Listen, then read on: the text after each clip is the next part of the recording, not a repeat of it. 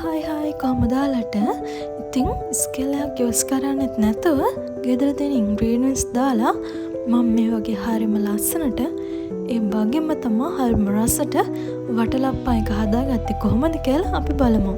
ඉතින් මෙතනදී මම යූස් කරන්නේ ගෙදර තිබුණ අඬු කෝප්පයක් තමයි මෙතනදී මෙෂර් කරගන්න. ඒ වගේම පොල් කිරි සීනි තමයි වටලප්පා එක හදාගන්න පාවිච්චි කරන්නේ. ඉතින් අපි බලමු මම මේ වටලප්පා එක හදාගත්තු කොහොමද කියලා.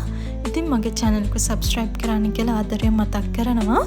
මම මෙතනදී බිත්තර ගෙඩි 4ක්, සීනි අඬු කෝප්පයක්, පොල් කිරි අඬු කෝප්පයක්, තලාගත්තු සූදුරු එනසාල් එකතු කරගන්නවා. ඉතින් බිත්තර ගෙඩි 4ට තලාගත්තු සූදුරු එනසාල් ඒ වගේම වැනිලා තේ හැඳි 2ක් එකතු කරගන්නවා. ඉතින් මේ වැනිලා තේ හැඳි 2ක් එකතු කරගෙන මම මේ ටික හොඳින් විස් කරගන්නවා. මේ බිත්තර ටික පෙනෙනකම් හොඳින් විස් කරගන්න ඕනේ. එතකොට අපේ වටලප්පා එක හොඳට සිදුරු ඇවිල්ලා ලස්සනට හදාගන්න පුළුවන්.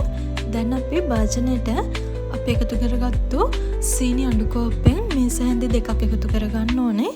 එහෙම එකතු කරගෙන ඒක කැරමල් කරගන්න ඕනේ.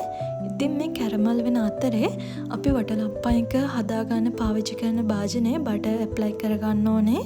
එහෙම ඇප්ලයි කරගත්තු භාජනයට අපි කැරමල් කරගත්තු සීනි ටික දාගන්න ඕනේ.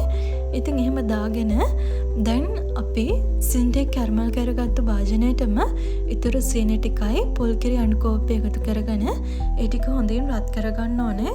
ඉතින් සීනියට දිය වෙනකම්ම අපි මේක හැඳි ගා ගන්න ඕනේ. එම හැඳි ගාගෙන සීනියට ටික දිය වුණාම ලිප් ඔෆ් කරගන්න.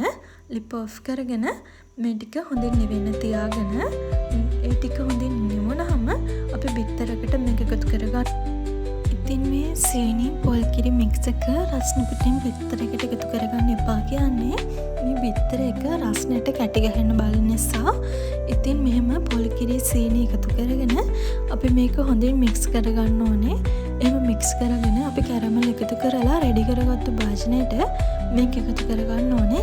එහෙම එකතු කරගෙන අපි මේක හොඳින් ස්ටීම් කරගන්න ඕනේ. විනාඩි 40ක් 45ක් පමණ.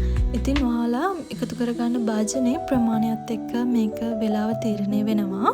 එහෙම ඔයාලා මේක හොඳින් ස්ටීම් කරගෙන මේක පොඩ්ඩක් නිවෙන්න තියලා ඔයාලා කැමති ආකාරයකට මේක සර්ව් කරගන්න පුළුවන්. ඉතින් මේ වටලප්පන්ට එක්ක හොඳට හයියට ඇවිල්ලා තියෙනවා. ඒ වගේම මේක හරිම රසයි.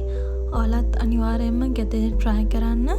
හදන්නත් හරිම ලේසියි. ගෙදර තියෙන ingredients විතරයි අවශ්‍ය වෙන නිසා ඔයාලත් මේක try කරලා බලන්න ඕනේ.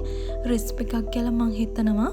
ඉතින් වීඩියෝ එකත් එක්ක දිගටම එකතු වෙලා හිටියට ඔයාලට ගොඩාක් ස්තුතියි.